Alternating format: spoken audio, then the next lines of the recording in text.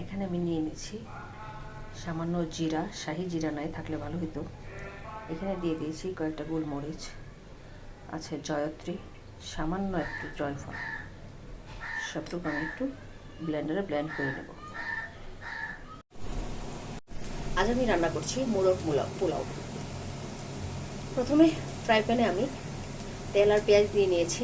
এখন দেব 2টা তেজপাতা, 3টা লবঙ্গ, 4 টুকরা দারুচিনি, 4টা এলাচ।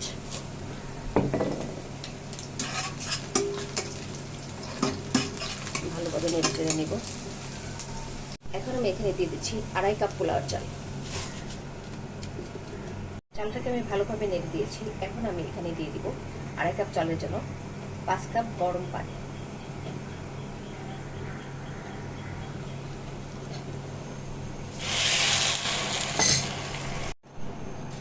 পানিটা দিয়ে আমি ভালোভাবে নেড়ে চেড়ে দিয়েছি। এখন আমি এটাকে ঢেকে রান্না করব। এখন আমি দিয়ে দিব, এখানে আছে পেঁয়াজ বেরেস্তা আর কাজু বাদাম 5-6টা একসাথে পেস্ট করা। এখানে আছে রসুন বাটা 1 চা চামচ, আদা বাটা 1 চা চামচ। সব কিছু একসাথে একটু নেড়ে চেড়ে দেব।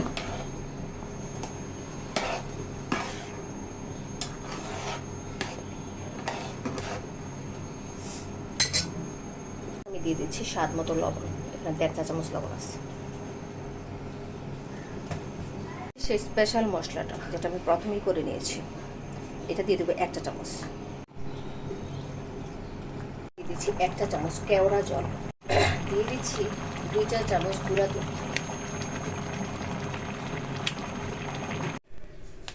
4-5টা কাঁচামরিচ ভেঙে দিয়ে দিচ্ছি মাঝখানে একটা টুকরা করে। পোলাওটা মোটামুটি হয়ে গেছে।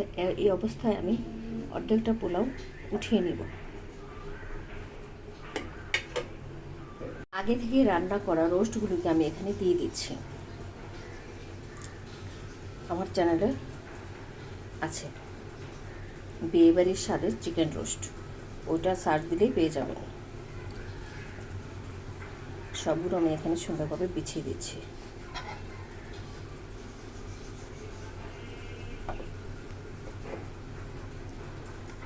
এখন আমি বাকি পোলাওগুলোকে উপরে দিয়ে দিচ্ছি। এখন আমি এখানে দিয়ে দিচ্ছি 1 টেবিল চামচ ঘি। দিয়ে দিচ্ছি সামান্য পেঁয়াজ বেরেস্তা। দিয়ে দিচ্ছি 20টির মতো কিশমিশ। এখন আমি দমে রাখবো 10 মিনিট। দিয়েছি 4টা ডিম। জাস্ট একটা ওয়াও স্মেল বের হয়েছে। এখন আমি নেড়ে চেড়ে দেখিয়ে দিচ্ছি। তৈরি হয়ে গেল আমার পুরান ঢাকার সাথে ঐতিহ্যবাহী মোরগ পোলাও। দেখুন কতটা ঝরঝরে। এবার পরিবেশনের তৈরি হয়ে গেল অথেন্টিক স্বাদের মোরগ পোলাও।